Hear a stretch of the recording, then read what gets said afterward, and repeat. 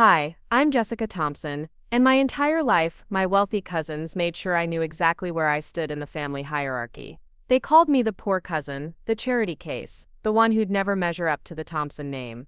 At every family gathering, they'd flash their designer watches, talk about their vacation homes, and make jokes about my thrift store clothes while I served appetizers like hired help. Before we jump back in, tell us where you're tuning in from, and if this story touches you, make sure you're subscribed because tomorrow, I've saved something extra special for you. But what none of them knew was that great-uncle Frank, the family member they'd written off as a failure 40 years ago, had been quietly watching everything from his home in Santa Fe. And when Mr. Harrison called that emergency family meeting last month to read Frank's will, my cousin's smug expressions turned to absolute horror when they heard the number $20 million attached to my name. What happened next didn't just silence a room full of entitled relatives. It completely destroyed the power structure they'd spent decades building on my humiliation. The thing about being the family disappointment is that everyone assumes you'll just accept it forever. For 28 years, that's exactly what I did.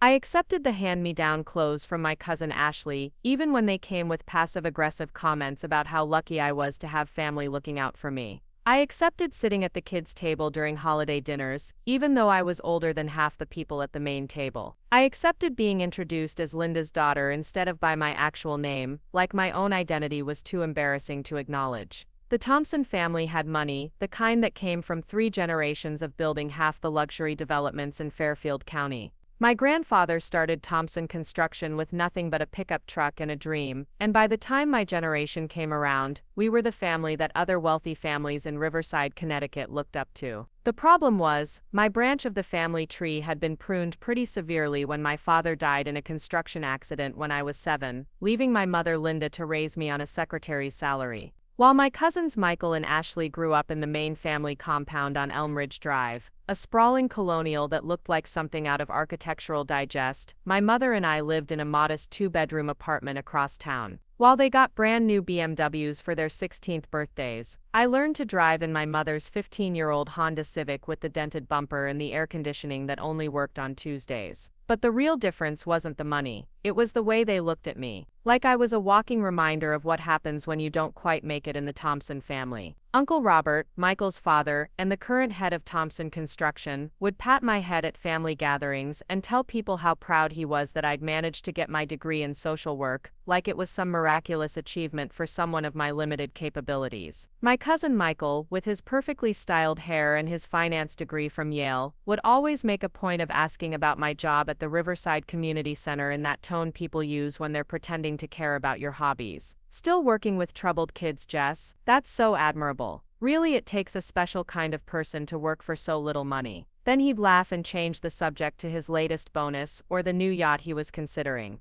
Ashley was worse in some ways because her cruelty came wrapped in concern. She'd pull me aside at family events and whisper things like, "Jess, honey, I have some clothes that don't fit me anymore. Designer stuff, barely worn. I know how hard it must be to keep up appearances on your salary." Then she'd squeeze my arm with that pitying smile that made my skin crawl. The worst part was that everyone expected me to be grateful. Grateful for the hand-me-downs, grateful for the invitations to events where I clearly didn't belong, grateful that they even acknowledged my existence. And for most of my life, I was. I thought that was just how family worked when there was such a gap between the haves and the have-nots. Great-uncle Frank was different, though nobody in the family seemed to remember that anymore. He'd been the black sheep of his generation, the one who'd walked away from the family business after some big fight with my grandfather back in the early 80s. The official family story was that Frank couldn't handle the pressure of real work, that he'd run off to New Mexico to find himself like some kind of aging hippie. Uncle Robert would shake his head whenever Frank's name came up and mutter something about wasted potential and family loyalty. I only met Frank a handful of times when I was little, before the family falling out became too bitter for visits. He was nothing like the other Thompson men. Where they were all sharp suits and golf club memberships, Frank wore flannel shirts and had call-used hands from actual work. He'd sit on the floor with me and help me build elaborate Lego cities while the adults argued about quarterly reports in the next room. The last time I saw him, I was maybe 10 years old, and my mother had just started getting sick with the cancer that would eventually take her 5 years later. Frank pulled me aside while everyone else was busy with the dinner preparations and asked me what I wanted to be when I grew up. When I told him I wanted to help kids who didn't have families, he smiled and said something I never forgot. "That's the most important job in the world, Jessica. Don't let anyone tell you otherwise." After that visit, Frank stopped coming to family gatherings altogether. Uncle Robert said it was because Frank couldn't stand to be around successful people, that it reminded him of his own failures. But I always wondered if it was something else. Frank had a way of looking at people like he could see right through their pretenses, and I think the family found that uncomfortable. By the time I graduated college, Frank had become like a ghost story the family occasionally told. Sometimes Ashley would make jokes about their crazy uncle in the desert when she'd had too much wine at dinner parties. Michael would roll his eyes and say Frank was probably living in some trailer park, surviving on Social Security and regret. Uncle Robert had written him off completely, going so far as to remove Frank's photos from the family albums during one of his organizational phases. Nobody bothered to stay in touch with Frank, which is why it came as such a shock when Mr. Harrison from Harrison and Associates called Uncle Robert on a Tuesday morning in March to inform him that Frank Thompson had passed away. Preparing and narrating this story took us a lot of time, so if you are enjoying it, subscribe to our channel. It means a lot to us.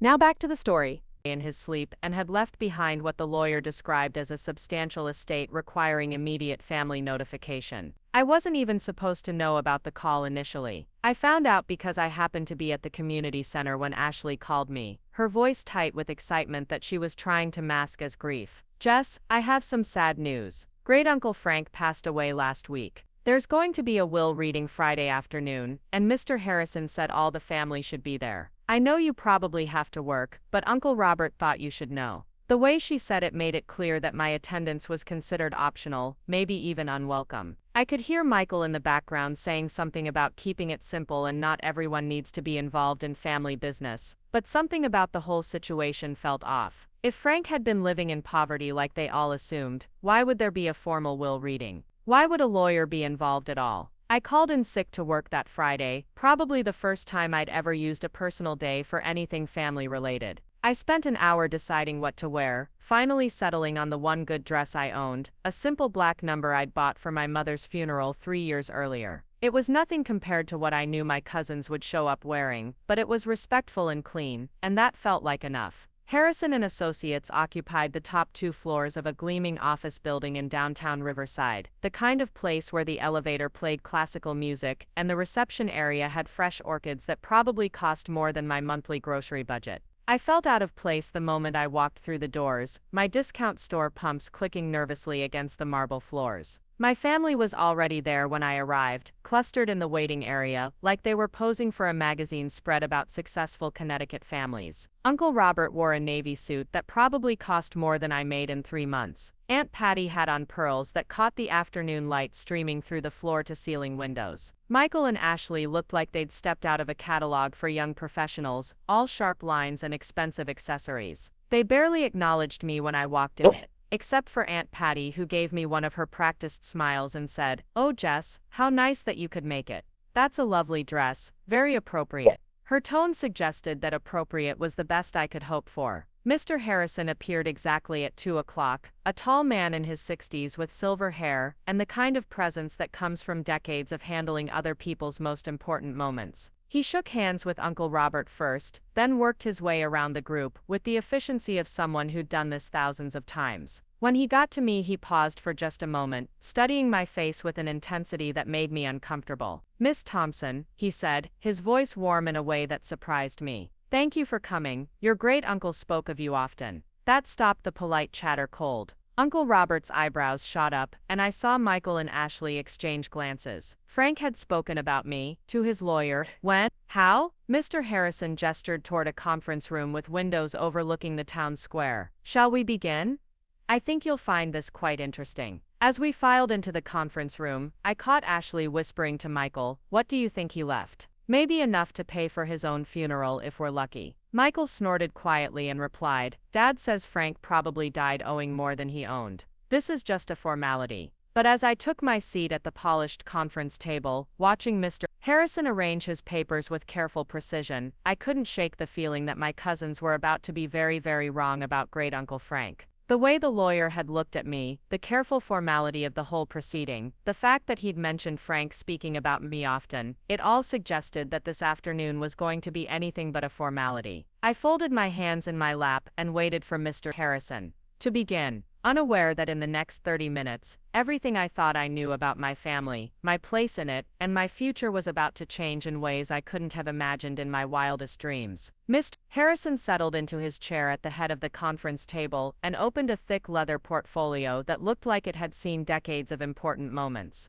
The afternoon sun slanted through the tall windows, casting long shadows across the polished wood surface as he arranged several documents in front of him with methodical precision. Before we proceed, he began, his voice carrying the weight of professional gravity. I want to prepare you all for what you're about to hear. Franklin Thompson's estate is considerably more complex than any of you anticipated. Uncle Robert leaned forward slightly, his businessman instincts clearly engaged. Complex how exactly? I mean, we appreciate Frank as family, but let's be realistic about his circumstances. The man walked away from a thriving business 40 years ago to chase whatever fantasy he had in New Mexico. Mr. Harrison's expression remained neutral, but I caught something in his eyes that might have been amusement. Mr. Thompson, your brother was indeed in New Mexico. However, I think you'll find that his pursuits there were far from fantasy. Aunt Patty shifted in her seat, her pearl necklace catching the light as she tilted her head. We just want to handle this appropriately, Mr. Harrison. Frank was family, and will certainly take care of any final expenses. We just need to know what we're dealing with. Oh, you'll know exactly what you're dealing with, Mr. Harrison replied, and there was something in his tone that made my stomach flutter with an emotion I couldn't quite identify.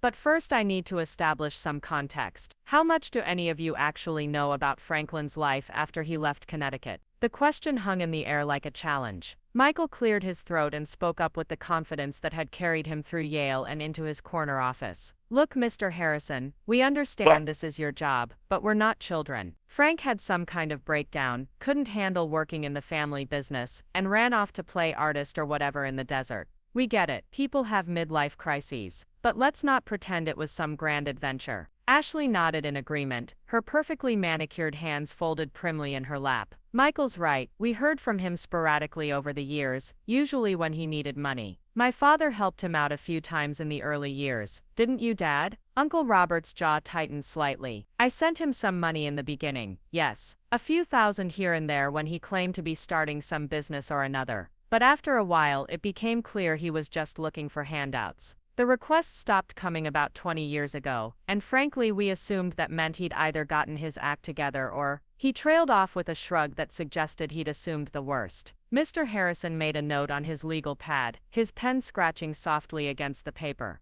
Interesting. And you, Miss Thompson? He turned those sharp eyes on me, and suddenly I felt like I was under a microscope. What do you remember about your great-uncle? I glanced around the table, acutely aware that everyone was staring at me. This was more attention than I'd gotten from the family in years, and it made my palms sweat. I was pretty young when he stopped visiting, but I remember him being kind, different from everyone else. He seemed genuinely interested in what I thought about things, which wasn't something I was used to. He was good with children, Aunt Patty added with a dismissive wave. Frank always related better to kids than adults, probably why he never could handle real responsibility. Mr. Harrison's pen stopped moving. Mrs. Thompson, with all due respect, I think you're about to discover that Franklin handled responsibility quite well. In fact, he handled it so well that his estate is worth approximately $20 million. The silence that followed was so complete I could hear the hum of the air conditioning and the distant sound of traffic from the street below. For a moment nobody moved. Nobody even seemed to breathe. Then Uncle Robert let out a short, harsh laugh. I'm sorry, did you say 20 million? As in $20 million.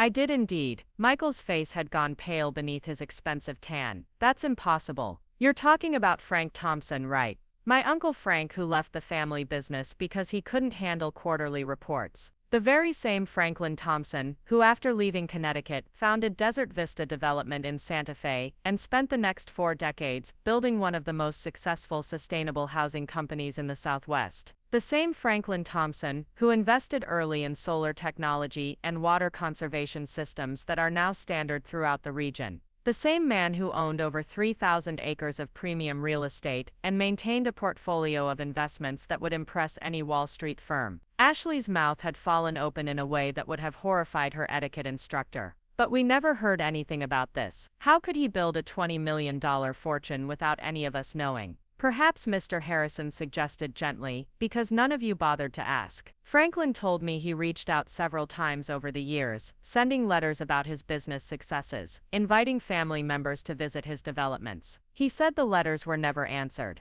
The accusation hung heavy in the air. I watched Uncle Robert's face cycle through several emotions: confusion, embarrassment, and something that might have been regret. We thought he was just bragging, trying to make his life sound better than it was. You have to understand. Frank had a history of exaggerating things. Did he? Mr. Harrison opened another folder and pulled out a stack of photographs. These are pictures of some of Franklin's developments. Would you like to see what your brother accomplished? He spread the photos across the table like he was dealing cards. Even from my seat at the far end, I could see stunning images of modern homes nestled into red rock landscapes, solar panels gleaming in desert sunshine, communities that looked like architectural dreams rather than mere housing developments. Michael picked up one of the photos, an aerial shot of what looked like a small city of elegant, sustainable homes arranged around a central plaza with fountains and gardens. He built all this. He designed much of it himself, actually. Franklin had quite an eye for combining environmental responsibility with luxury living. His communities were featured in Architectural Digest 6 times over the past decade. The waiting lists for his homes typically ran 2 to 3 years. Aunt Patty reached for another photo, this one showing a sprawling adobe mansion set against a backdrop of mountains that looked like something from a Western movie. Is this where he lived?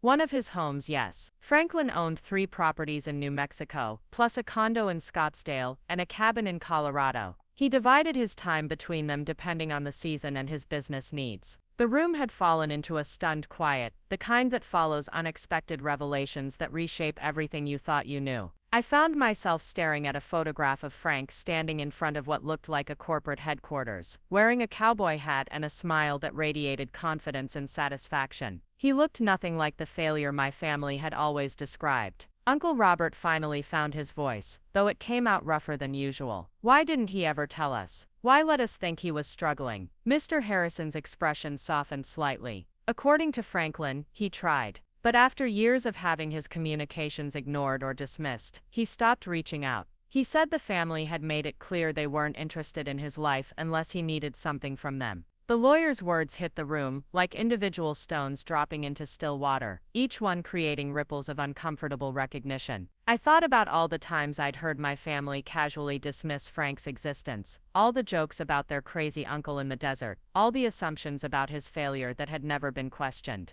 Ashley was studying another photograph, this one showing Frank at what looked like a ribbon-cutting ceremony for a large solar installation. So what happens now? I mean, with all this money and property? That Mr. Harrison said, reaching for what appeared to be the main document in his portfolio, brings us to Franklin's last will and testament. I should warn you, his decisions about the distribution of his estate may come as something of a surprise. Michael straightened in his chair, his investment banker instincts clearly kicking in. Surprise how? I mean, we're his only family. There's me, Ashley, Ryan and Jess here, plus Dad and Mom. How complicated could it be? Mr. Harrison glanced around the table, his gaze lingering on each face before settling on me. Quite complicated, as it turns out. Franklin was very specific about his reasoning for each bequest, and he left detailed explanations for his choices. He wanted to make sure everyone understood not just what he was giving, but why. The lawyer paused, looking down at the will in front of him. He also requested that I read certain portions of his personal letter aloud, so you could hear his thoughts in his own words. Uncle Robert nodded impatiently. Fine, whatever Frank wanted. Let's just get through this. But as I sat there watching Mr. Harrison prepare to read the document that would determine how $20 million would change our family forever, I had the strangest feeling that Uncle Robert was about to regret his eagerness to get through this. There was something in the lawyer's careful phrasing, something in the way he kept glancing at me, that suggested Frank's final surprise was going to be bigger than any of us could imagine. Part 3. Character Introduction. Deepening the weight of $20 million seemed to press down on the conference room like a physical presence. I found myself studying my family members' faces as they processed this revelation about great Uncle Frank, watching years of assumptions crumble in real time. Uncle Robert kept running his hand through his silver hair, a nervous gesture I'd never seen from him before. For a man who'd built his identity around being the successful Thompson patriarch, learning that his estranged brother had quietly out-earned him by a factor of 10 appeared to be causing something approaching an existential crisis. Michael had pulled out his phone and was frantically typing, probably trying to look up Desert Vista Development to verify Mr. Harrison's claims. His normally confident demeanor had shifted into something more frantic, the way he got when a deal wasn't going according to his projections. "I'm not finding much online about this company," he muttered, his fingers still flying across the screen. "That's because Franklin valued privacy over publicity," Mr. Harrison explained patiently. "He built his business through referrals and word of mouth rather than flashy marketing. His clients appreciated discretion." Ashley had moved on from studying the photographs to examining her own manicured nails, a sure sign that she was thinking hard about something. "Mr. Harrison, when you say Frank mentioned us over the years, what exactly did he say? I mean, did he keep track of what we were all doing?" The question carried an undercurrent of anxiety that surprised me. Ashley had always projected such confidence about her place in the world, but something about this situation seemed to be rattling her usual composure. "Franklin was remarkably well informed about all of your lives," Mr. Harrison replied, consulting his notes. "He mentioned Michael's graduation from Yale and his career in investment banking. He knew about Ashley's marriage to David Reed and their home in Greenwich. He was aware that Robert had expanded Thompson Construction into commercial development, and that Patricia had become involved with the Riverside Garden Club."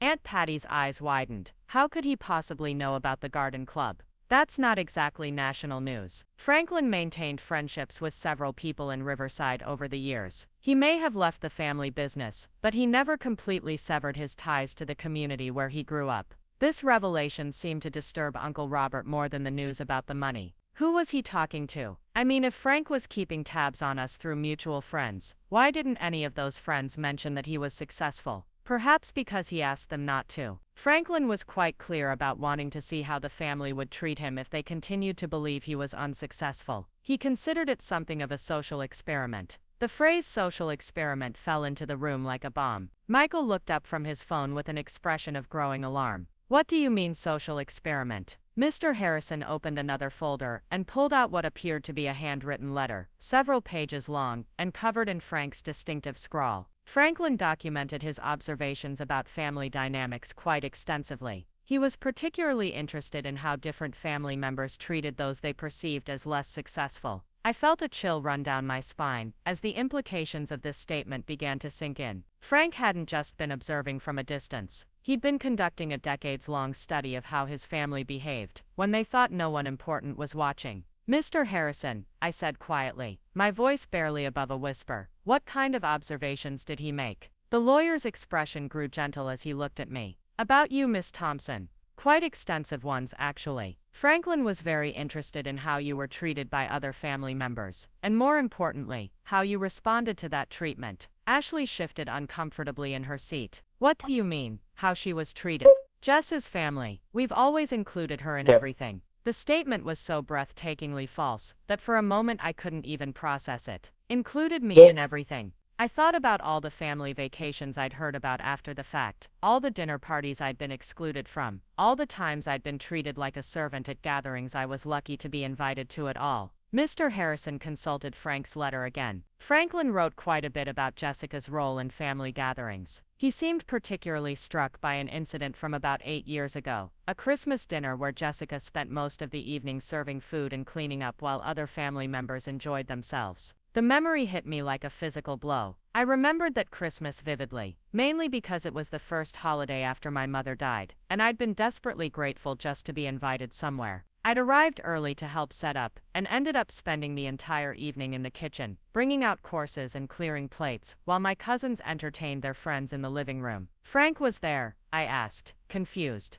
"I don't remember seeing him." "He wasn't there in person," Mr. Harrison clarified, but he had asked Mrs. Eleanor Santos, your neighbor at the time, to keep an eye on how you were adjusting after your mother's death. Mrs. Santos attended that dinner as Patricia's guest and reported back to Franklin about what she observed. Aunt Patty's face had gone pale. Eleanor was reporting to Frank about our family dinners. Mrs. Santos was concerned about Jessica's well-being after Linda's passing. When Frank reached out and asked about his great-niece, she felt comfortable sharing her observations. The room had grown so quiet, I could hear the clock ticking on the wall behind Mr. Harrison's desk. The revelation that Frank had been monitoring my treatment through a family friend added an entirely new dimension to this already surreal situation. Michael cleared his throat, his discomfort obvious. Look, Mr. Harrison, if Frank had concerns about family dynamics, why didn't he just talk to us directly? Why all this cloak and dagger stuff? Because according to his notes, he wanted to see who you all really were when you thought there were no consequences for your behavior.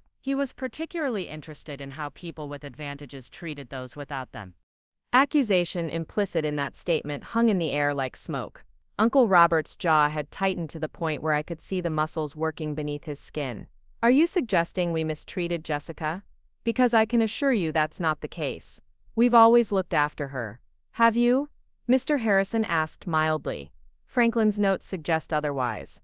For instance, he was aware that Jessica's car broke down 2 years ago, and she had to take 3 buses to get to work for 6 months while saving up for repairs. He noted that no family member offered assistance, despite the fact that most of you spend more on a single dinner out than Jessica needed for a reliable used car. The accuracy of this observation was so precise it took my breath away. I remembered that horrible winter when my Honda finally gave up, remembered the 2-hour commute each way on public transportation, remembered crying in bus stops when the weather was particularly brutal. It had never occurred to me to ask my family for help because I'd learned long ago that asking meant being made to feel like a burden. How could he possibly know that? Ashley demanded. We didn't even know about her car troubles. Because you didn't ask, Mr. Harrison replied simply. According to Mrs. Santos, Jessica mentioned her transportation difficulties several times during community center fundraisers that Patricia attended. Apparently, the information simply didn't register as important enough to act on. Aunt Patty looked stricken. I remember her mentioning something about taking the bus, but I thought she was just being environmentally conscious. You know how young people are about carbon footprints and such. The excuse sounded weak even to her own ears. I could see the moment when she realized how it looked, a wealthy woman assuming that her poor niece was taking 3 buses in December weather as some kind of lifestyle choice rather than out of desperation. Frank found the family's lack of awareness particularly telling. Mr. Harrison continued. He noted that Jessica never complained or asked for help, while other family members regularly discussed their problems and expectations of support. Michael was staring at his hands now, his earlier confidence completely evaporated. So what are you saying? That Frank was judging us this whole time, setting us up to fail some kind of test we didn't even know we were taking? I'm saying that Franklin spent 40 years watching how his family treated the one member who couldn't offer them anything in return.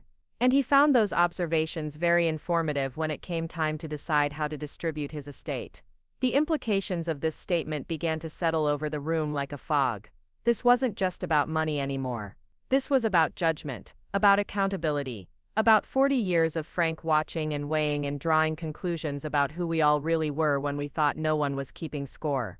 I found myself thinking about all those casual cruelties over the years, all the times I'd been made to feel grateful for scraps of attention, all the moments when my family had demonstrated that they considered me fundamentally less important than themselves.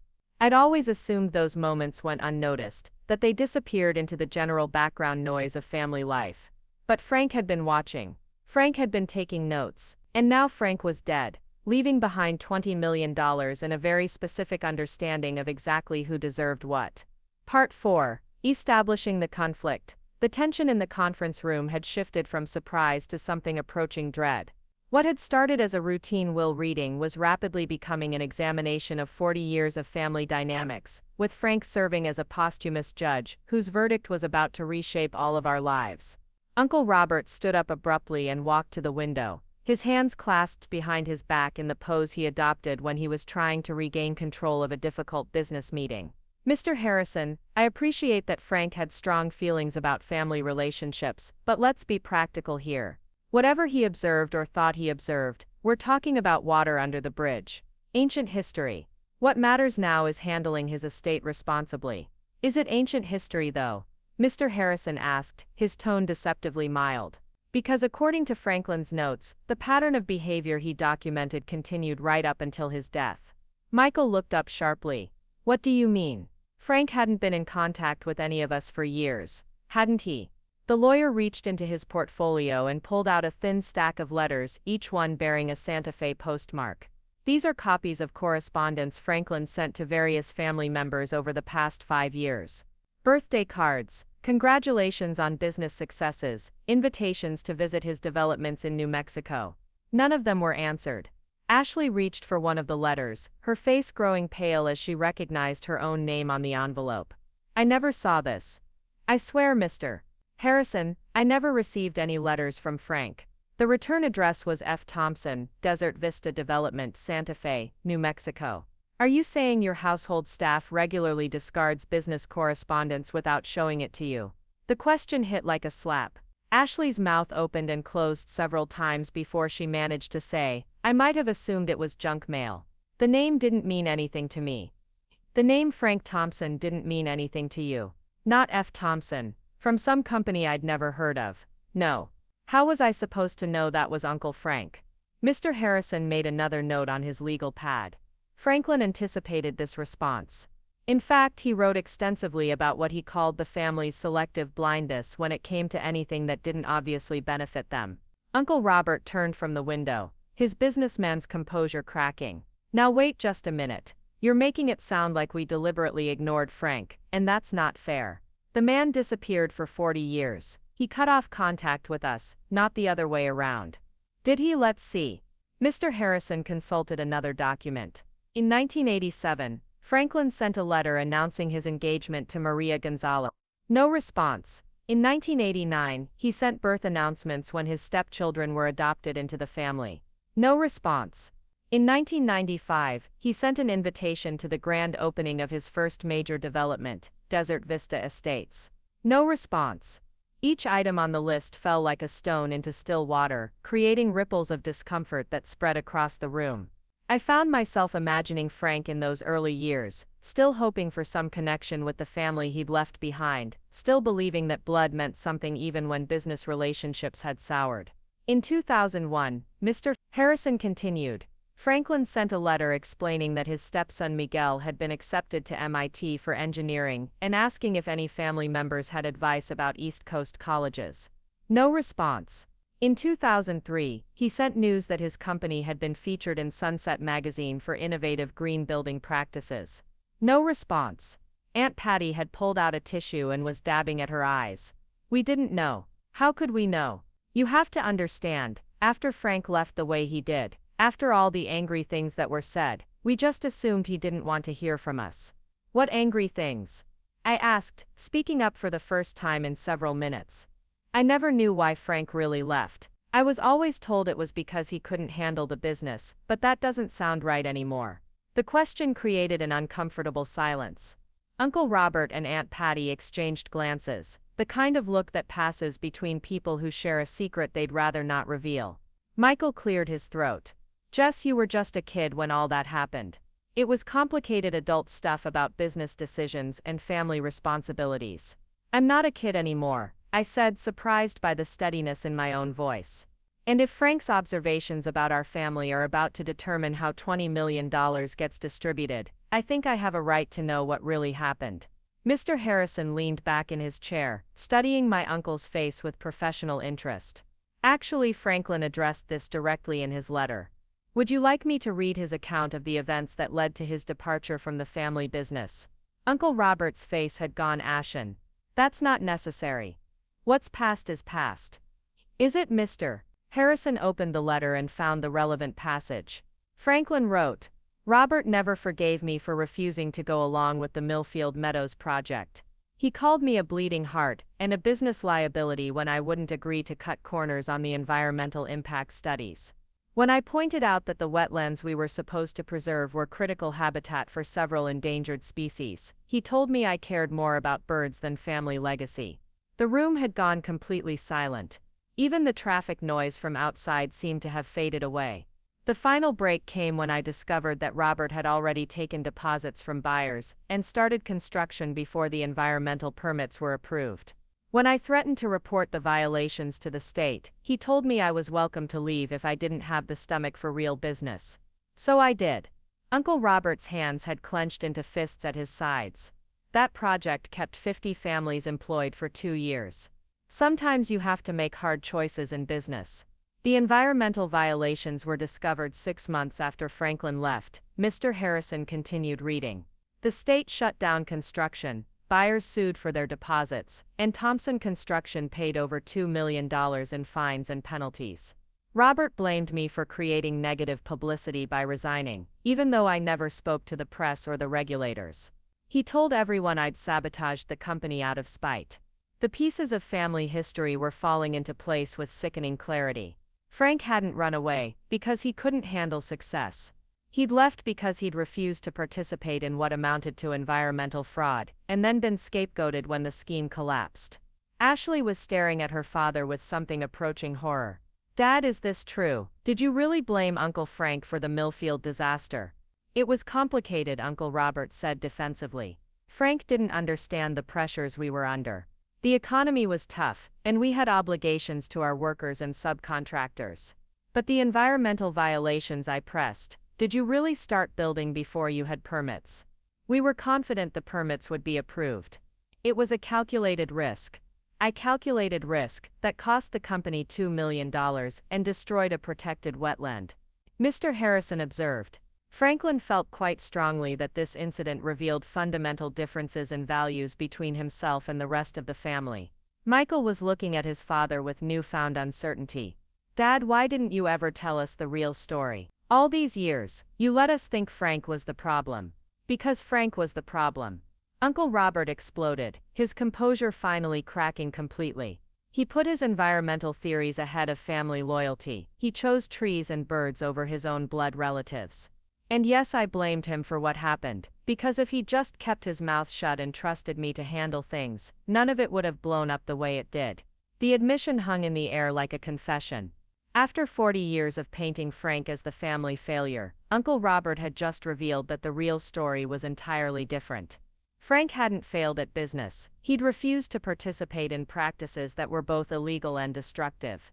Harrison was writing notes again, his pen scratching methodically across the page. Franklin anticipated that this conversation might take place. He felt it was important for the family to understand that his departure wasn't about inability to handle pressure, but about unwillingness to compromise his principles. "Principles don't pay mortgages," Uncle Robert muttered, but the fight had gone out of his voice. "Perhaps not, Mr.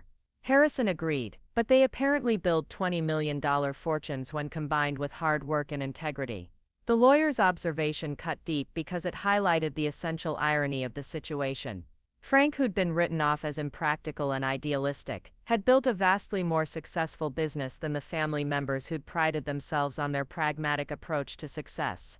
As I sat there processing this revelation about Frank's real reasons for leaving, I found myself thinking about all the times I'd heard my family criticize people who put principles ahead of profit.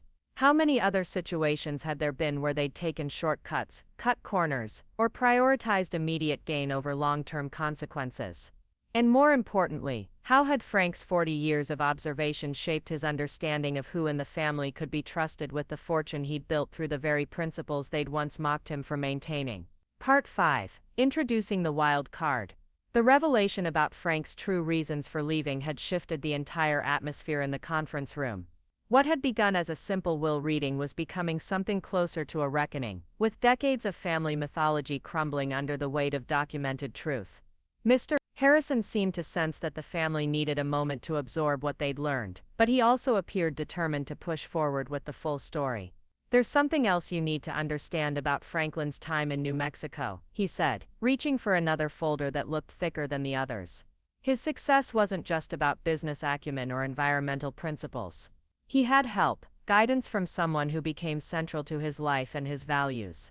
Ashley looked up from the letter she'd been reading, one of the many Frank had sent that she'd apparently never seen. "What kind of help?" "A business partner." "In a way, yes, but more than that, Mr. Harrison pulled out a photograph and placed it in the center of the table. It showed Frank standing next to an elderly Native American woman in front of what appeared to be a Pueblo-style building. Both were smiling, and Frank had his arm around the woman's shoulders in a gesture of obvious affection and respect. "This is Elena Yazzie, a Navajo elder who became Franklin's mentor, business advisor, and eventually surrogate mother. She was instrumental in teaching him sustainable building practices that honored the land rather than exploiting it. Uncle Robert moved closer to examine the photograph. A mentor Frank never mentioned working with Native Americans. There's quite a lot Franklin never mentioned, apparently because he learned early on that certain information wasn't welcomed by his Connecticut family. Mr. Harrison's tone carried a subtle rebuke. Elena was a master builder who had spent decades developing techniques for creating homes that worked with desert environments rather than against them. She also had a gift for reading people's character. The lawyer paused, consulting his notes again. According to Franklin, Elena insisted on meeting anyone who wanted to do business with Desert Vista Development. She said she could tell within 5 minutes of conversation whether someone was motivated by greed or by genuine interest in creating something meaningful. Michael shifted uncomfortably. What does this have to do with the will? Everything, as it turns out. Elena was still alive when Franklin began his extended observation of family dynamics. He shared his concerns about how Jessica was being treated, and Elena offered her own perspective on the situation. Mr. Harrison pulled out what appeared to be a letter written in a different handwriting, more flowing and artistic than Frank's practical scrawl. This is a letter Elena wrote to Franklin 3 years ago, after he'd shared some of his observations about family gatherings. He began to read in a voice that seemed to echo the measured cadence of someone accustomed to being listened to with respect. Frank, you have described a family that measures worth only in dollars and status, but you have also described one young woman who measures worth in service to others. The ancestors taught us that the true wealth of a people lies not in what they accumulate, but in how they care for those who cannot care for themselves. The words fell into the room with the weight of ancient wisdom, creating a silence that felt different from the uncomfortable quiet that had dominated most of our conversation. There was something about Elena's perspective that cut through all the family drama and business complications to focus on something more fundamental. Your great-niece sounds like someone who understands that we are all responsible for each other's well-being. This is a rare gift in any culture, but especially precious in a family that seems to have forgotten this basic truth. If you are looking for someone to trust with the fruits of your labor, look for the person who labors for others without expecting reward.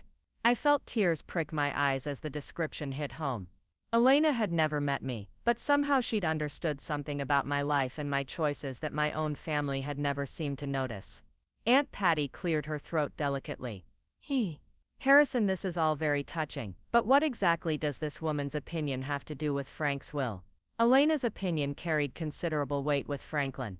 She was the closest thing to family he had in New Mexico, and he valued her judgment above almost anyone else's. Harrison turned to another page in the folder. In fact, she was instrumental in helping him design what he called his final experiment with the Thompson family. The phrase sent a chill down my spine. What kind of experiment? Elena suggested that Franklin test his family one more time before making his final decision about the will. She proposed that he reach out, not as a successful businessman, but as someone who appeared to need help. Michael's eyes widened. What do you mean appeared to need help? Mr. Harrison consulted another document. 2 years ago, Franklin sent letters to each family member explaining that he was facing serious health problems, and was considering moving back to Connecticut to be closer to family. He suggested that he might need assistance with medical care and living arrangements. The room went dead silent. I racked my brain trying to remember any mention of Frank being sick or needing help, but came up empty. The letters were quite detailed. Mr. Harrison continued. Franklin described his supposed health issues, his loneliness in New Mexico, and his hope that the family might be willing to help him transition back to the East Coast. He specifically mentioned that he would need both emotional support and possibly financial assistance. Ashley had gone pale. I never got any such letter. Actually, you did. Mr. Harrison pulled out copies of certified mail receipts. All of these letters were sent via certified mail to ensure delivery. Every single one was signed for. Uncle Robert sat down heavily, as if his legs couldn't support him anymore. What happened to the letters? That's an excellent question. Franklin waited 6 months for responses. When none came, Elena suggested that perhaps the family needed a more direct appeal. The lawyer reached for yet another folder. So Franklin tried a different approach. He had Elena call each household, identifying herself as a family friend, and explain that Frank was in declining health and hoping to reconnect with his Connecticut relatives. My stomach dropped as I began to understand where this was heading. Did anyone respond to the phone calls? Patricia spoke with Elena briefly. Mr. Harrison said, consulting his notes. According to Elena's notes from the conversation, Patricia expressed polite concern but said the family was very busy with their own obligations. She suggested that Frank should contact local social services for assistance with his health needs. Aunt Patty's hand flew to her mouth. Oh my God, I remember that call. I thought it was someone trying to scam us. You hear about these things all the time, people claiming to represent distant relatives who need money. Did you attempt to verify the caller's identity? Perhaps by calling Franklin directly. No, I just assumed. Aunt Patty trailed off, the implications of her assumption hanging heavy in the air. Elena was particularly struck by the suggestion that Franklin contact social services rather than rely on family. Mr. Harrison continued. She said it reminded her of stories her grandmother told about white settlers, who would abandon their elderly when caring for them became inconvenient. The comparison was brutal and accurate. My family, with all their wealth and resources, had essentially told Frank to seek help from strangers, rather than offer any assistance themselves. But here's the thing, Mr. Harrison said, his voice taking on a different tone. Franklin wasn't actually sick, his health was excellent. The whole thing was Elena's idea for a final test of family loyalty and compassion. Michael slammed his hand on the table so hard that several of the photographs jumped. This is insane. You're telling us that Frank spent years setting up elaborate tests and schemes instead of just talking to us like a normal person. Mr. Harrison remained perfectly calm in the face of Michael's outburst. I'm telling you that Franklin spent years trying to connect with his family through normal channels, and was consistently ignored or rebuffed. The tests, as you call them, were Elena's suggestion for giving the family one final opportunity to demonstrate the values they claim to hold. Values we claim to hold. Uncle Robert's voice was dangerously quiet. What exactly is that supposed to mean? The lawyer reached for another section of Frank's letter, his movements deliberate and unhurried, despite the tension crackling through the room. Franklin was quite specific about this. He wrote extensively about the contrast between what family members said about caring for each other, and what they actually did when caring required effort or sacrifice. That's completely unfair. Ashley protested, though her voice lacked conviction. We do care about each other. We're here, aren't we? We came to Frank's will reading. You came to a will reading, where you expected to inherit money. Mr. Harrison corrected gently. Elena made an interesting observation about that distinction. She said that in Navajo culture, the measure of family love isn't how people behave when there's something to gain, but how they behave when there's nothing to gain and everything to give. The weight of that statement settled over the room like dust after an explosion. I found myself thinking about every family interaction I'd witnessed over the years, trying to remember a single instance where one of my relatives had offered help or support without expecting something in return. Uncle Robert stood up and began pacing behind his chair, his agitation obvious in every movement. Mr. Harrison, with all due respect to Frank's Native American friend and her philosophy, we're dealing with a $20 million estate here. This isn't the time for lectures about cultural values and ancient wisdom. Isn't it? The lawyer's tone remained maddeningly calm. Because according to Franklin, this is exactly the time for such considerations. He specifically designed his will to reflect the values that Elena helped him understand. Aunt Patty had been unusually quiet during this exchange, but now she leaned forward with a desperate kind of hope in her eyes. Harrison, surely Frank understood that we have our own lives and responsibilities. We couldn't be expected to drop everything and rush to New Mexico every time he had a problem. He wasn't in New Mexico when he sent those letters about needing help. Mr. Harrison replied, consulting his notes. He was actually staying at the Marriott, in downtown Hartford, less than an hour from all of your homes. The silence that followed this revelation was deafening. Frank hadn't been thousands of miles away, requiring expensive travel and major life disruptions. He'd been practically next door, and none of them had bothered to find out. He was in Hartford.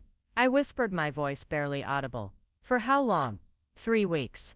He'd come back to Connecticut specifically, to see if the family would respond to his request for help.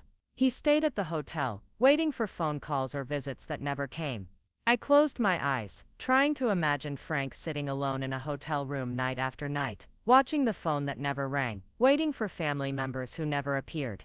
The image was so heartbreaking that I had to press my lips together to keep from crying out loud. Michael had gone very still, his earlier bluster completely evaporated. 3 weeks. He was here for 3 weeks and nobody knew. Elena knew. She flew out from Santa Fe to keep him company during the last week of his stay.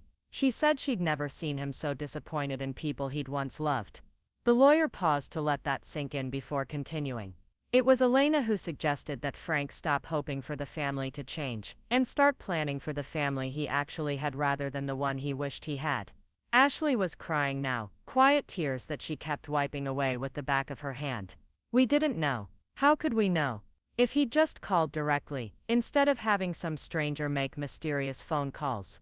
He did call directly, Mr. Harrison interrupted, pulling out another document. After the letter and Elena's phone call received no response, Franklin called each household himself. These are the phone records from his hotel room. He spread out several pages of detailed call logs, each line representing an attempt to reach out to family members who had convinced themselves he'd abandoned them. 14 calls to Robert's home and office. 9 calls to Ashley's house. 6 calls to Michael's apartment. Most of the calls went to voicemail. The few that were answered resulted in conversations that lasted less than 30 seconds. Uncle Robert stopped pacing and stared at the phone records like they were written in a foreign language. I don't remember any calls from Frank. Do you remember any calls from the Marriott downtown Hartford? Or from someone identifying himself as F. Thompson?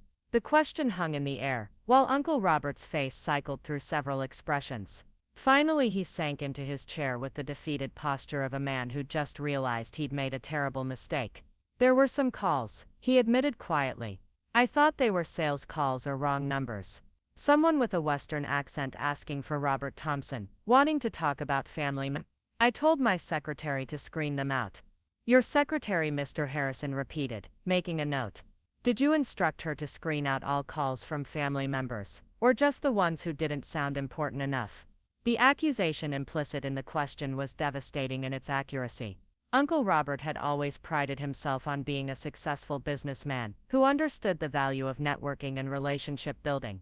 But apparently, those skills only applied to people who could offer him something in return.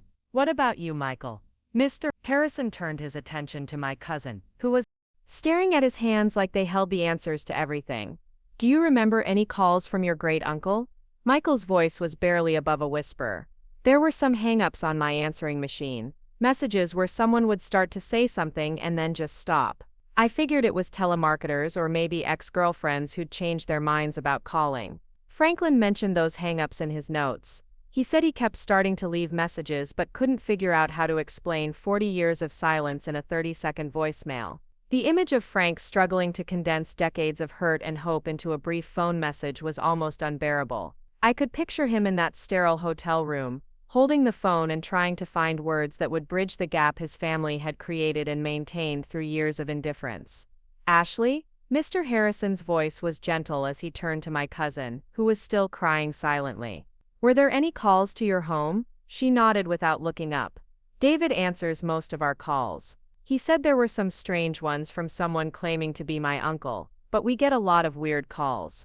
People trying to sell things or asking for donations. He started hanging up on anyone who didn't identify themselves clearly within the first few seconds. So Frank's attempts to reconnect were filtered out by secretaries and spouses who had been trained to protect you from unwanted contact, Mr. Harrison summarized. None of you ever actually spoke with him directly.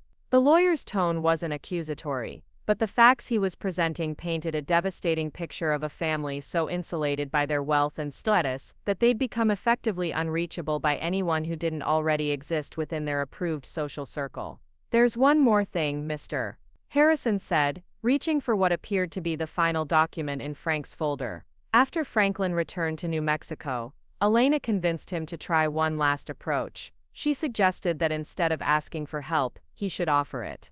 He pulled out a copy of what looked like a cashier's check, made out for $25,000. 6 months after his failed trip to Connecticut, Franklin learned through Mrs. Santos that Jessica's apartment building was being converted to condominiums, and that she was facing displacement because she couldn't afford the purchase price.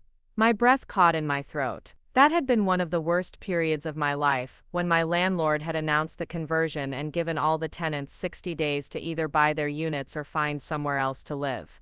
The purchase price had been completely beyond my reach, and affordable rentals in Riverside were virtually non-existent.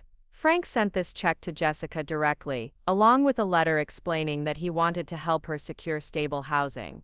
He asked only that she not tell other family members about the gift until after his death. I stared at the check, my mind reeling. I never got this. I never got any check from Frank. Mr. Harrison nodded sadly. We know Franklin sent it certified mail to your apartment, but according to postal records, it was returned as undeliverable because you'd already been forced to move. The cruel irony of the situation hit me like a physical blow. Frank had tried to save me from displacement, but the help had arrived too late because he hadn't known soon enough that I needed it. If my family had been paying attention to my life, if they'd bothered to mention my housing crisis during one of their regular conversations, Frank might have been able to help in time. Where did I end up moving? Mr. Harrison asked, though his tone suggested he already knew the answer. Bridgeport, I whispered.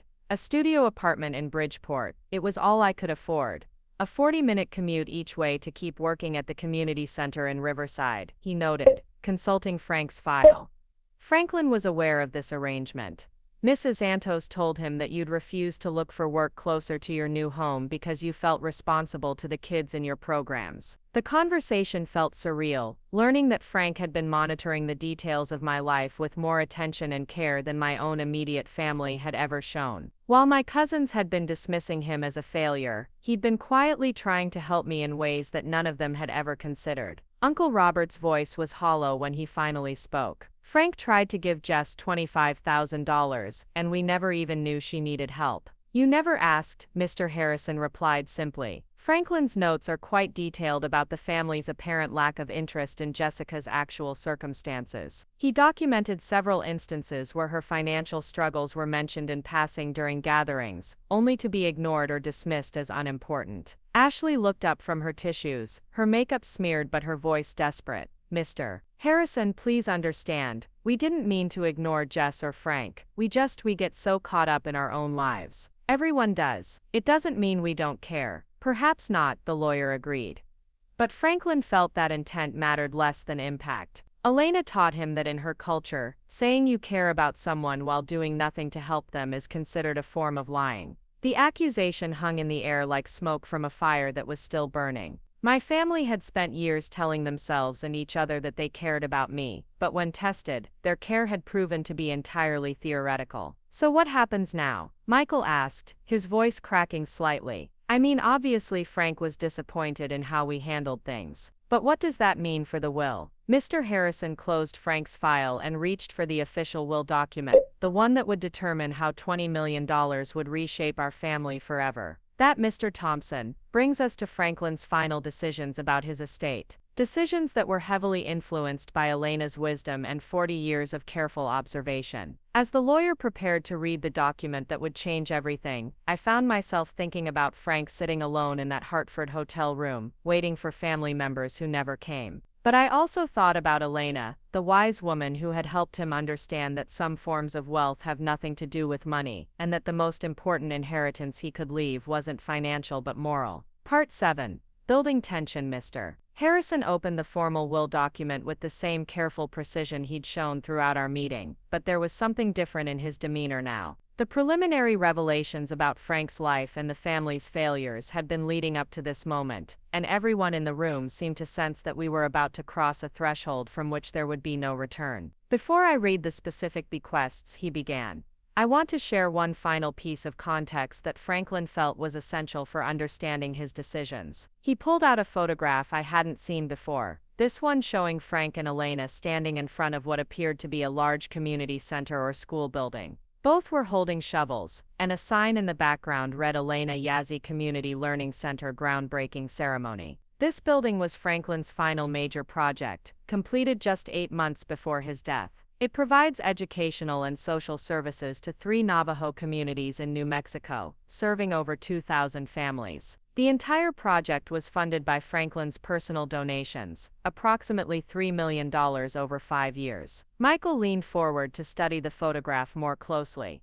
Frank built a community center. He built several, actually. The Elena Yazzie Center was the largest, but Franklin funded similar projects in 4 other underserved communities across New Mexico and Arizona. He said Elena taught him that the purpose of accumulating wealth was to ensure it could be used to lift up people who hadn't been given the same opportunities. Ashley was staring at the photograph with an expression I couldn't quite read. He gave away $3 million to build schools for strangers. Elena wouldn't have considered them strangers, Mr. Harrison replied. She believed that all people are connected, that helping one community ultimately strengthens all communities. Franklin came to share that philosophy. Uncle Robert had been uncharacteristically quiet during this exchange, but now he cleared his throat with obvious discomfort. Mr. Harrison, while I'm sure Frank's charitable work was admirable, we are talking about family inheritance here. Surely blood relationships take precedence over philosophical commitments to social work. The lawyer's expression didn't change, but something in his eyes suggested that Uncle Robert had just revealed exactly the kind of thinking that had influenced Frank's final decisions. Franklin anticipated that perspective. In fact, he wrote quite extensively about what he called the family's blood privilege assumption. He turned to a specific page in Frank's letter and began to read. Robert has always believed that family connections automatically entitle people to benefits regardless of their character or behavior. He seems to think that sharing DNA creates obligations that override all other considerations, including basic human decency. The words hit Uncle Robert like individual slaps. His face flushed red, and his hands clenched into fists on the polished table surface. That's completely unfair. Of course family matters. Of course blood relationships create special obligations. Do they? Mr. Harrison asked mildly, because Franklin's experience suggested otherwise. He observed a family that demanded loyalty from him while offering none in return, that expected his resources and support while providing neither understanding nor acceptance. The lawyer consulted another section of the letter. Elena helped me understand that true family isn't defined by genetics but by mutual care and respect. The people who deserve to inherit what I've built are the people who would use it to continue the work of building stronger communities and supporting those who need help most. I felt a chill run down my spine as the implications of Frank's philosophy began to sink in. This wasn't going to be a traditional family inheritance, where the money was simply divided among blood relatives. Frank had apparently designed his will according to entirely different principles. Aunt Patty's voice was strained when she spoke. Mr. Harrison, are you saying that Frank left his money to Native American communities instead of to his own family? I'm saying that Franklin left his money according to his values and his assessment of who would use it most responsibly. The specific details are outlined in the will itself. Mr. Harrison positioned the document in front of him and adjusted his reading glasses. This is the last will and testament of Franklin James Thompson, executed 6 months before his death, and witnessed by 3 independent parties. The formal language seemed to echo in the quiet room, carrying the weight of legal finality that would reshape all of our lives within the next few minutes. To my brother Robert Thompson, who taught me that business success and moral failure can coexist quite comfortably, I leave my collection of environmental impact studies from the Millfield Meadows project. Perhaps someday he will read them and understand why some principles are worth more than profit. Uncle Robert's face had gone completely white. The bequest was obviously symbolic rather than financial, a final reminder of the ethical disagreement that had torn the family apart 4 decades earlier. To my nephew Michael Thompson, who inherited his father's talent for prioritizing personal gain over community benefit, I leave my complete files on sustainable building practices and renewable energy investments. These materials might help him understand that long-term thinking produces better results than quarterly profit maximization. Michael was staring at his hands again. His earlier confidence completely evaporated. Like his father, he was receiving knowledge rather than money, a pointed commentary on what Frank considered his greatest deficit. To my niece Ashley Thompson Reed, who mastered the art of charitable posturing without charitable action, I leave documentation of every community project funded by Desert Vista Development, including detailed records of how such work can be accomplished without publicity or social recognition.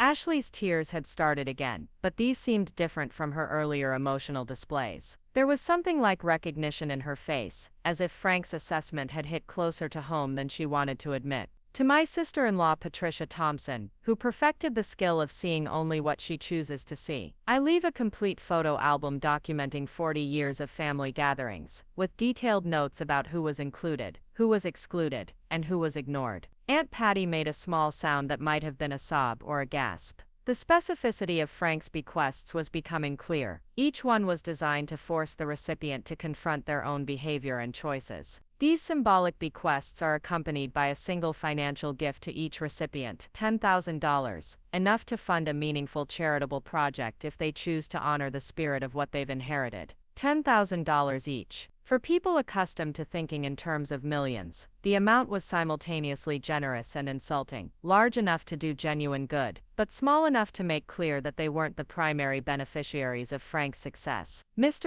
Harrison paused in his reading and looked around the table, allowing the family members to absorb what they'd heard so far. The remainder of Franklin's estate, valued at approximately $19,600,000, is distributed according to different principles. $19.6 million. The number seemed to hover in the air above the conference table like a physical presence. Even after the symbolic bequests and the small cash gifts, Frank's estate was still larger than anything any of us had imagined possible. $5 million is designated for the expansion of existing community centers in New Mexico and Arizona, with Elena Yazzi's family designated as administrators of these funds. Uncle Robert found his voice, though it came out as more of a croak. $5 million to strangers. $5 million to communities that Franklin considered his true family, Mr. Harrison corrected. People who had supported his values and shared his commitment to using resources for the benefit of others. He turned to the next page of the will. An additional $2 million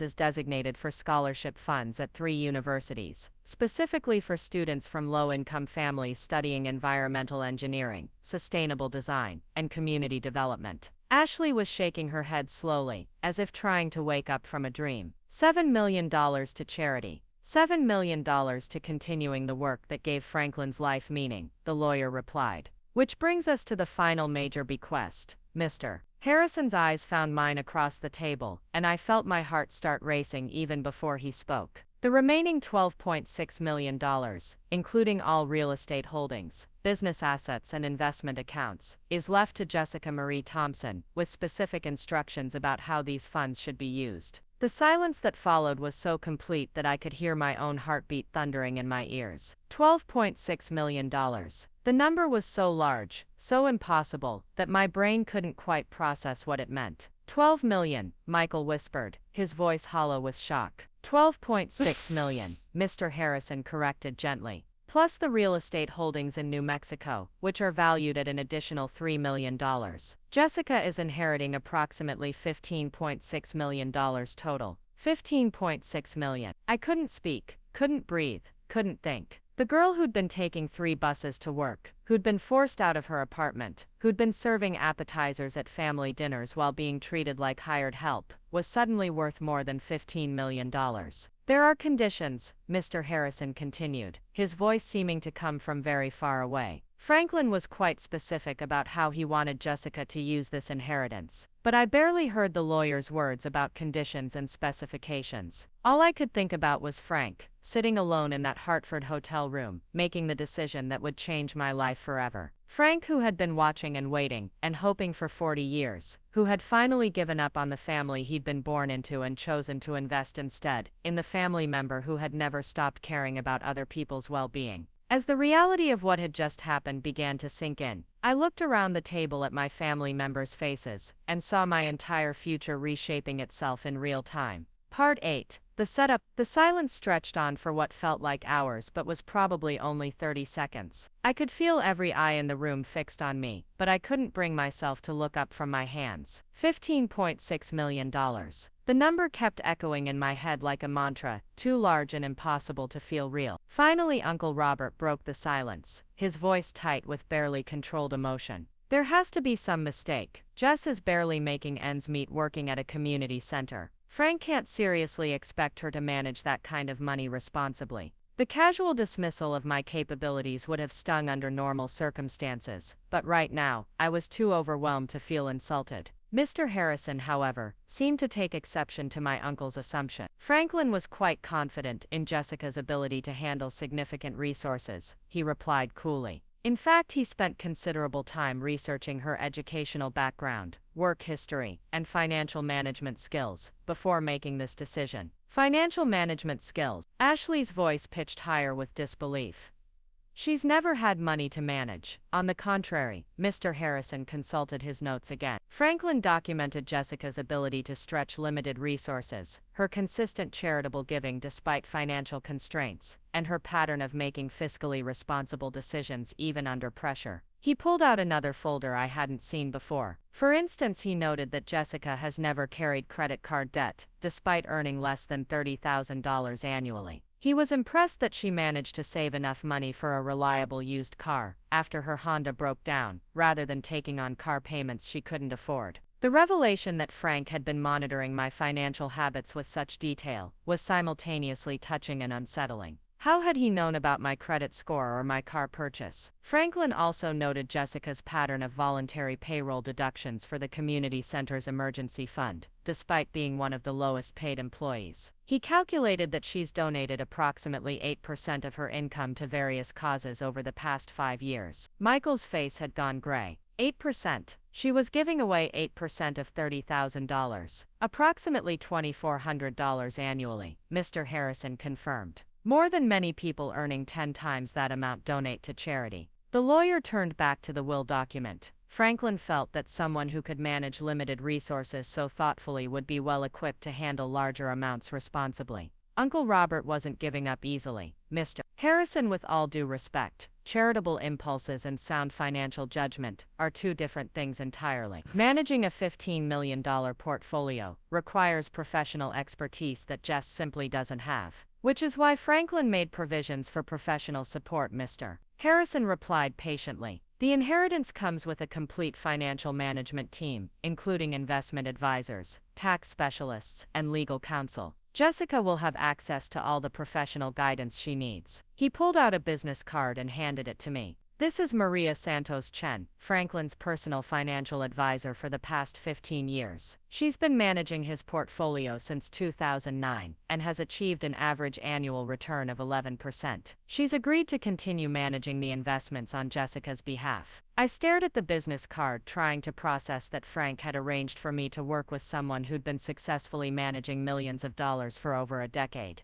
The level of planning and consideration he'd put into this inheritance was staggering. There's more, Mr. Harrison continued. Franklin also established what he called a learning fund, $2 million specifically designated for Jessica's education in financial management, business principles, and philanthropic best practices. Aunt Patty leaned forward with desperate hope in her eyes. Surely $2 million for education is excessive. Maybe that could be redistributed to other family members who could use it more immediately. The lawyer's expression remained neutral, but his tone carried a subtle chill. Mrs. Thompson, Franklin was quite explicit that all bequests are final and non-negotiable. Jessica's education fund is specifically intended to ensure she can fulfill the larger purpose of her inheritance. What larger purpose? I managed to ask, my voice barely above a whisper. Mr. Harrison smiled for the first time since we'd entered the conference room. Franklin called it the Thompson Family Legacy Project. He wanted you to use the inheritance to demonstrate what the Thompson name could mean if it were associated with genuine community service, rather than mere wealth accumulation. He opened to another section of the will. Specifically, he hoped you would establish a foundation focused on supporting young people from disadvantaged backgrounds, providing educational opportunities and social services, similar to what you've been doing at the community center, but on a much larger scale. The idea was so overwhelming that I felt dizzy. He wanted me to start a foundation. He wanted you to continue the work you're already doing, just with better resources, Mr. Harrison clarified. Franklin observed that you've been running informal support programs for at-risk youth for years, connecting them with tutoring, counseling, and basic necessities. He envisioned you expanding those efforts into a permanent, well-funded organization. Michael was staring at me like he'd never seen me before. Jess has been running support programs. What kind of support program? The question revealed how little my family actually knew about my life and work. Nothing formal, I said quietly. Just helping kids who need extra support, making sure they have school supplies, connecting them with mental health resources, helping with college applications. Basic stuff that Franklin valued more highly than all the family's business successes combined, Mr. Harrison observed. He wrote extensively about watching Jessica create meaningful change in individual lives, with virtually no resources, except her own time and energy. The lawyer consulted Frank's letter again. Elena helped me understand that Jessica is already doing the most important work in the world. She's just been forced to do it without adequate support. My inheritance can change that, allowing her to expand her impact from dozens of young people to potentially thousands. Uncle Robert's voice was strained when he spoke. Mr. Harrison, I understand that Frank admired Jess's work, but surely he realized that other family members could also contribute to charitable causes if they had access to these resources. Could they? Mr. Harrison asked pointedly, because Franklin's research suggested otherwise. He documented 40 years of family members having access to significant resources, while consistently choosing to use them for personal benefit rather than community service. The accusation was devastating in its accuracy. My relatives had all lived privileged lives with access to wealth and opportunities, but none of them had used those advantages to create the kind of positive impact that Frank valued. Ashley was crying again,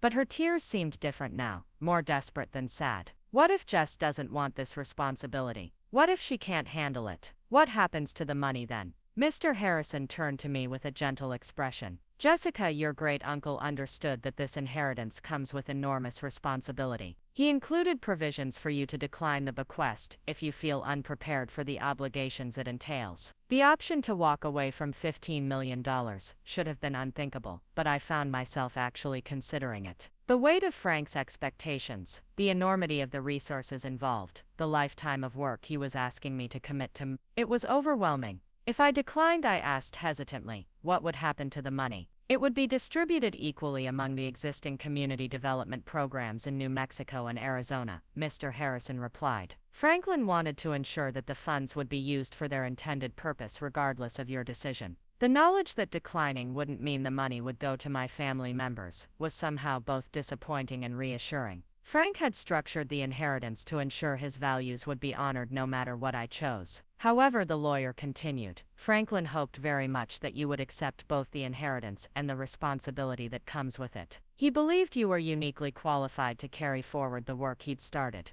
He handed me another document, this one bearing Frank's personal letterhead. This is a letter he wrote specifically for you, to be read only after the will had been presented. He wanted you to understand not just what he was giving you, but why he believed you were the right person to receive it. I took the letter with trembling hands, acutely aware that everyone in the room was watching my every movement. Whatever Frank had written, it would either convince me to accept this life-changing responsibility, or help me understand why I should walk away from it. But as I held the letter, feeling its weight and importance, I found myself thinking about Frank sitting alone in that hotel room, planning this moment with such care and precision. He'd spent 40 years watching and waiting, and hoping for his family to demonstrate the values he believed in. When they'd failed to meet that hope, he'd placed his faith in me instead. The question now was whether I had the courage to live up to that faith. Part 9. The moment of truth. I unfolded Frank's letter with hands that wouldn't stop shaking, acutely aware that whatever he'd written would determine not just my own future, but the ultimate meaning of his 40-year estrangement from our family.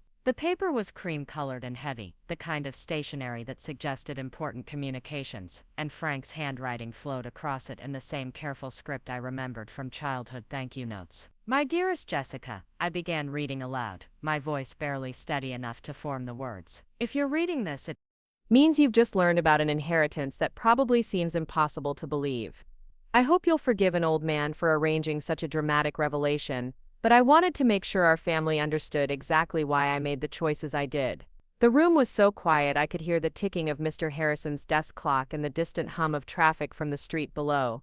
Everyone seemed frozen in place, waiting for Frank's final message to reveal whatever additional secrets might reshape our understanding of this already overwhelming situation. I need you to know that this decision wasn't made impulsively or out of spite, although I'm sure some family members will convince themselves that's the case. I've been watching and thinking and planning for longer than you can imagine, trying to understand what it means to leave a meaningful legacy. Uncle Robert shifted uncomfortably in his seat, but he didn't interrupt. Even he seemed to recognize that Frank's final words deserved to be heard without commentary. Elena taught me that true wealth isn't measured in dollars accumulated, but in lives improved. By that standard, you're already the richest person in our family, even though you've never had access to significant financial resources. I've watched you choose compassion over comfort, service over status, and genuine care over convenient indifference. I paused, struggling to control my emotions as Frank's words began to sink in. He'd seen value in my choices that I'd never recognized myself, finding meaning in a life that often felt insignificant compared to my family's obvious success. When I left Connecticut 40 years ago, I thought I was running away from everything the Thompson name represented. But you've shown me that the Thompson name could mean something entirely different if it were connected to the right values and the right actions. Ashley made a small sound that might have been a sob or a sigh, but I didn't look up from the letter. Frank's words were creating a kind of tunnel vision, where everything else faded away except his message and my growing understanding of what he was really asking me to do. The money I'm leaving you isn't just an inheritance, Jessica. It's an opportunity to demonstrate what our family could have been if we'd chosen community service over self-service, if we'd used our advantages to lift others up rather than to set ourselves apart. Michael's voice was strained when he spoke. Jess, this is emotional manipulation. Frank is trying to guilt you into accepting a responsibility that should be shared among all of us. I looked up from the letter for the first time since I'd started reading, meeting Michael's eyes across the table. Is it manipulation if he's telling the truth about what matters most? The question seemed to surprise him, as if he'd expected me to agree that Frank's expectations were unreasonable, rather than challenging the underlying assumption that community service was somehow less important than personal wealth. Mr. Harrison cleared his throat gently. There's more to the letter if you'd like to continue. I turned back to Frank's words, finding strength in his voice, even though he was no longer alive to offer encouragement in person. I know this inheritance comes with enormous pressure and responsibility. I know you didn't ask for it and might feel overwhelmed by what I'm asking you to do. But I also know that you're the only person in our family who has consistently demonstrated the character and values necessary to use these resources wisely. The financial advisors and legal team I've arranged will help you navigate the practical aspects of managing significant wealth. But the moral navigation has to come from you, from the same compass that's guided your choices throughout your adult life. I could feel tears starting to blur my vision, but I pressed on with reading. Elena wanted me to tell you something her grandmother once said. The spirits give us gifts not for our own comfort, but to test whether we have the wisdom to use them for the benefit of all our relations. She believes you have that wisdom, and so do I. Aunt Patty's voice was barely audible when she spoke. What if Jess makes mistakes? What if she loses the money or uses it poorly? Shouldn't there be some family oversight? Franklin addressed that concern, Mr. Harrison interjected, consulting his notes. He established safeguards to ensure the inheritance is used appropriately, but he also made clear that Jessica would have complete autonomy in making decisions about charitable priorities and foundation management. The lawyer paused before continuing.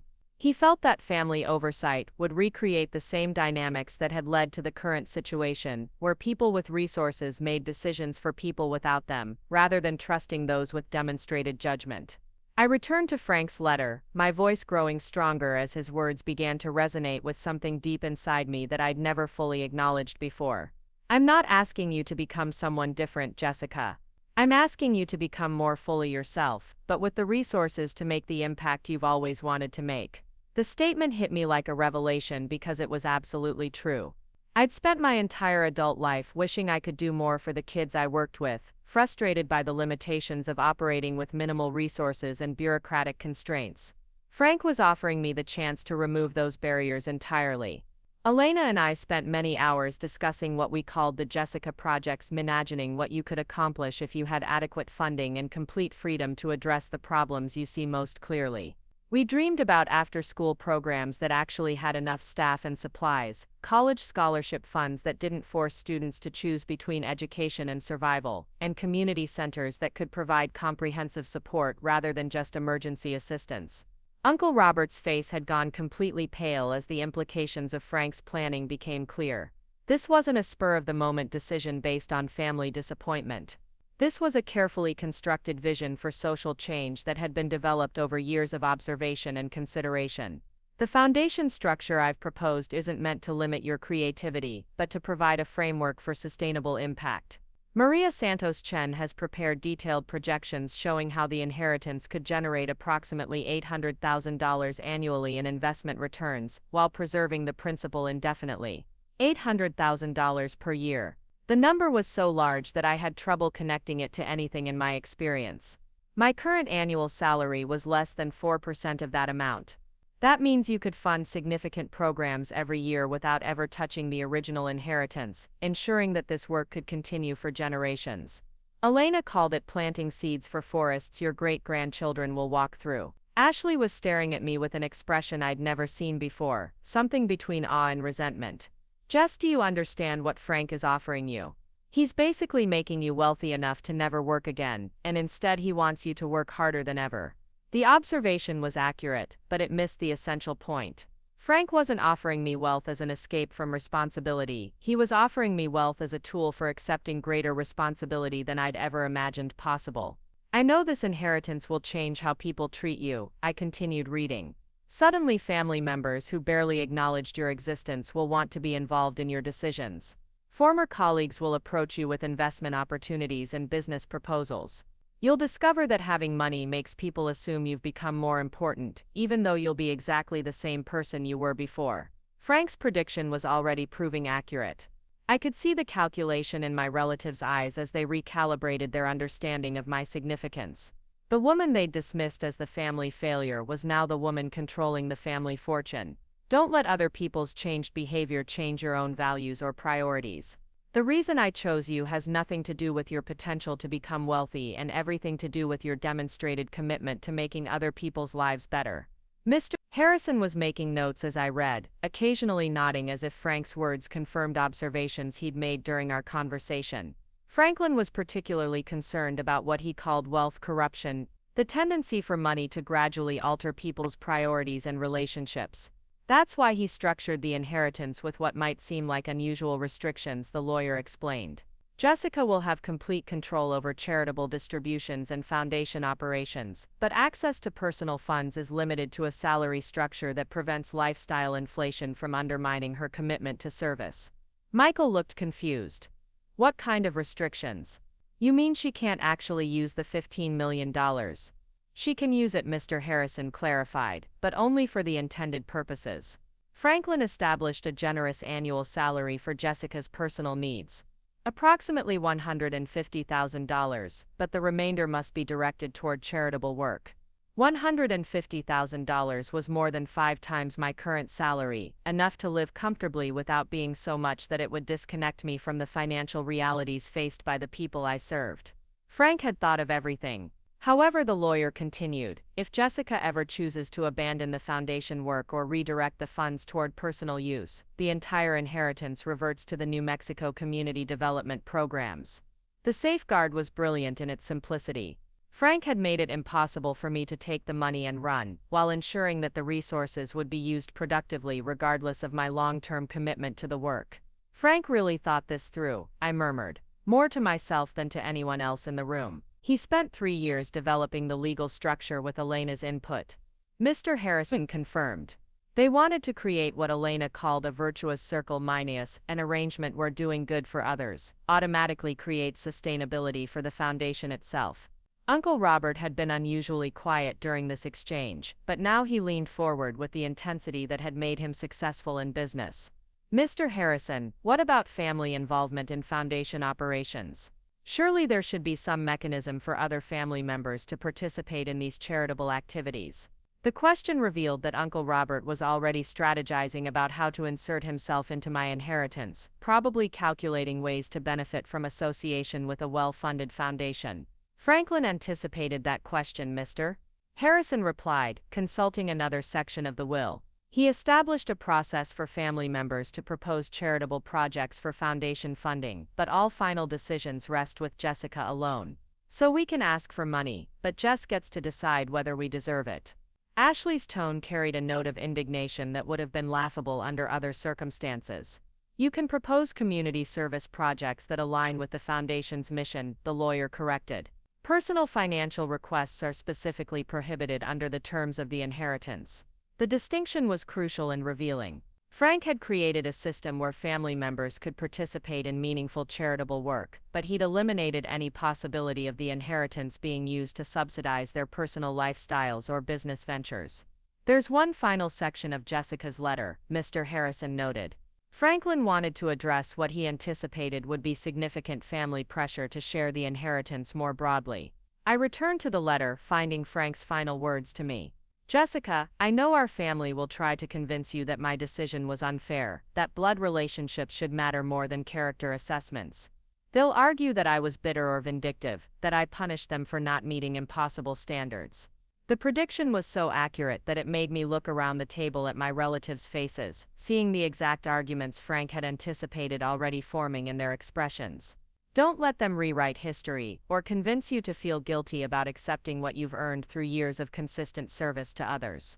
This inheritance isn't a gift or a windfall, it's recognition of work you've already been doing, and an investment in work you're prepared to continue. Elena wanted me to remind you that in her culture, the people chosen to carry forward important work are selected not by accident of birth, but by demonstration of wisdom, compassion, and commitment to community welfare. You've demonstrated all of those qualities repeatedly. I paused, feeling the weight of Frank's final words before reading them aloud. Use this inheritance to become the person you've always been capable of being, but with the resources to make that potential fully real. Build the Thompson legacy our family should have created long ago. And remember that choosing to help others isn't just good for them, it's the only way to create meaning that lasts beyond our individual lives. The letter ended with a simple signature, "With love and complete confidence in your judgment, Great Uncle Frank." I folded the letter carefully, my hands steadier now than they'd been when I started reading. Frank's words had transformed my understanding of what he was offering me. This wasn't just an inheritance, it was a calling that aligned perfectly with the work I'd been trying to do my entire adult life. The silence that followed was different from the shocked quiet that had dominated most of our meeting. This felt like the pause before a decision, the moment when everyone in the room understood that whatever I said next would determine not just my own future, but the ultimate meaning of Frank's 40-year journey away from and back to his family. Mr. Harrison was watching me with professional patience, but I could see genuine curiosity in his eyes.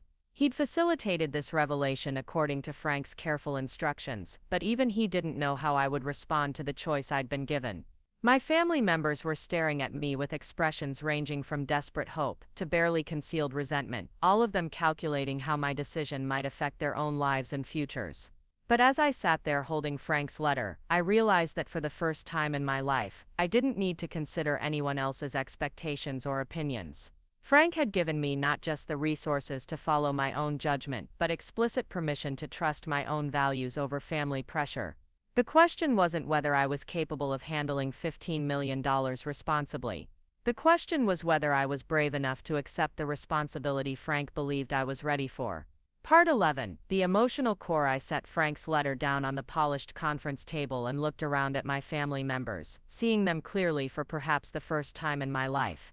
Uncle Robert sat rigid in his chair, his businessman's composure barely containing what looked like panic at the realization that the family fortune he'd expected to influence was now completely beyond his control. Aunt Patty dabbed at her eyes with a tissue that had seen considerable use over the past hour, her carefully constructed social facade cracking under the weight of Frank's posthumous judgment.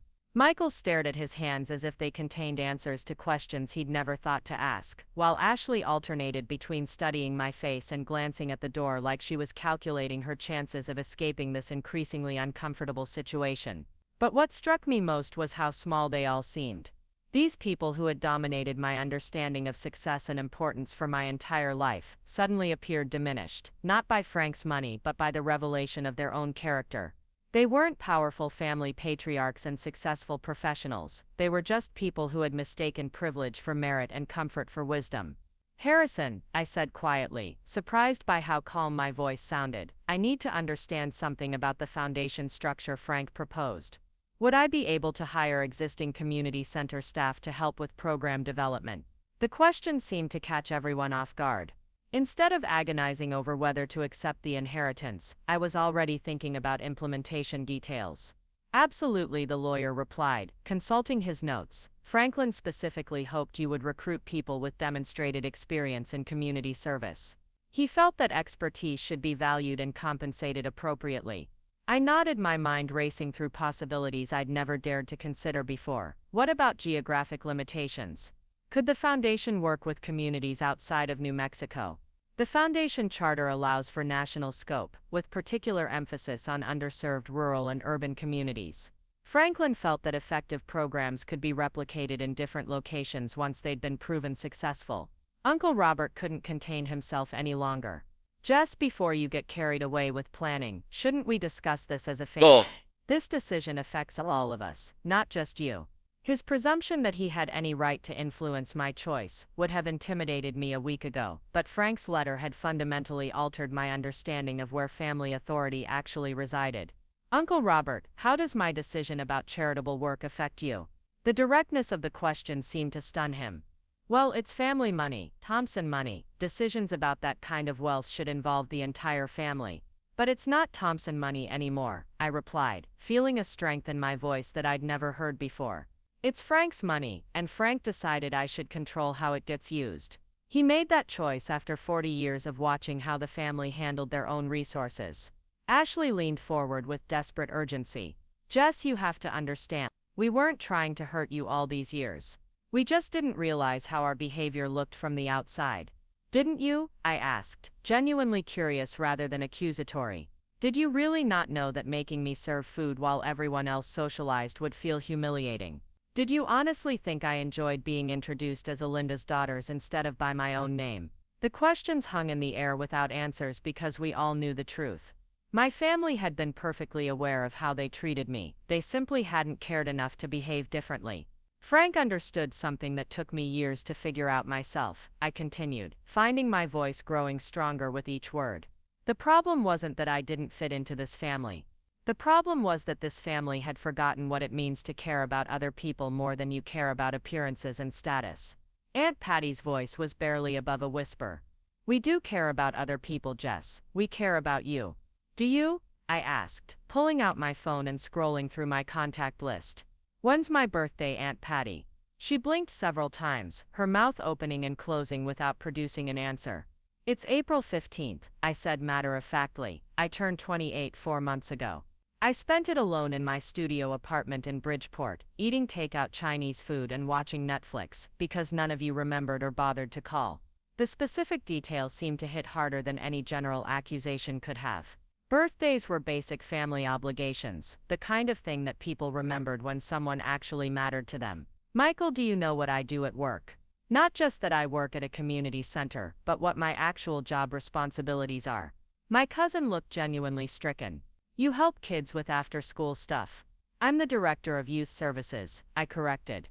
I manage programs for over 200 at-risk teenagers, coordinate with social services and mental health providers, write grant applications, and supervise a staff of 12 part-time employees. I've been doing this work for 6 years, and I'm good at it. The pride in my own accomplishments surprised me as much as it seemed to surprise them. I'd spent so many years minimizing my work when talking to family that I'd almost convinced myself it wasn't particularly important. Frank knew all of that, I continued. He knew about my job responsibilities, my salary, my living situation, my transportation problems, my financial struggles. He knew because he cared enough to pay attention, while all of you were too busy with your own lives to notice that I had a life worth paying attention to. Mr. Harrison had been taking notes throughout this exchange, and now he cleared his throat gently. Jessica, there are some time-sensitive legal matters we should address if you decide to accept the inheritance. The foundation paperwork needs to be filed within 30 days, and there are tax implications that require immediate attention. The reminder that this was more than an emotional family discussion helped me refocus on the practical decisions I needed to make. Mr. Harrison, if I accept the inheritance, how quickly could the foundation begin operations? Franklin arranged for expedited processing. If you sign the acceptance documents today, the foundation could be fully operational within 2 weeks. 2 weeks. I could be running a multi-million-dollar charitable foundation in 2 weeks, with the resources to transform the lives of thousands of young people who desperately needed support and opportunity. What about my current job? I asked. I can't just abandon the kids I'm working with now. Franklin anticipated that concern, the lawyer replied. The inheritance includes provisions for you to establish a partnership with your current community center, essentially expanding their programs and resources, rather than competing with them. The thoughtfulness of Frank's planning continued to amaze me. He'd considered every practical obstacle that might prevent me from accepting his offer, and he'd found ways to address each one. Uncle Robert made one final attempt to assert family authority. Jess, I'm asking you to wait before making any final decisions. Give us time to discuss this as a family, to figure out arrangements that work for everyone. What kind of arrangements? I asked, though I suspected I already knew the answer. Well, perhaps some kind of family board structure for the foundation. Oversight to ensure the money is used wisely. Ways for other family members to contribute their business expertise to charitable operations. There it was, the assumption that my relatives' involvement would somehow improve the foundation's effectiveness, despite the fact that none of them had any experience with nonprofit management or community service. Uncle Robert, I said quietly. Frank spent 40 years watching this family use business expertise to prioritize profit over people. Why would he want that same approach applied to charitable work? The question seemed to deflate his remaining arguments. Frank's letter had made his reasoning crystal clear, and no amount of family pressure could change the fundamental assessment that had shaped his final decisions. I turned to Mr. Harrison, feeling a certainty I'd never experienced before. I need to ask you something, and I want you to be completely honest. Based on your conversations with Frank and your understanding of his intentions, do you think I'm capable of handling this responsibility? The lawyer set down his pen and studied my face with the same intensity I'd noticed when we first met. Jessica, I've been practicing estate law for 35 years. I've seen inheritances destroy families, corrupt values, and undermine the very principles they were meant to support. But I've also seen resources used to create lasting positive change when they're placed in the right hands. He paused, choosing his words carefully. Franklin spent 3 years working with me to structure this inheritance. He researched charitable foundation management, studied successful community development programs, and interviewed dozens of nonprofit leaders to understand what separated effective organizations from well-intentioned failures. He wasn't making an emotional decision based on family disappointment. He was making a strategic decision based on demonstrated competence and character. If I had any doubts about your ability to handle this responsibility, I would have advised him to reconsider his approach. Mr. Harrison's endorsement carried weight because it wasn't based on family loyalty or social obligation. It was a professional assessment from someone who understood both the complexities of managing significant wealth and the challenges of effective charitable work. I looked around the table one more time, seeing my family members' faces, and understanding that this was the last moment when I would ever need their approval or permission for anything. Frank had given me not just financial independence, but complete autonomy to follow my own judgment about what mattered most. Mr. Harrison, I said, my voice steady and clear, I accept the inheritance, and I accept the responsibility that comes with it. Up next, you've got 2 more standout stories right on your screen. If this one hit the mark, you won't want to pass these up. Just click and check them out.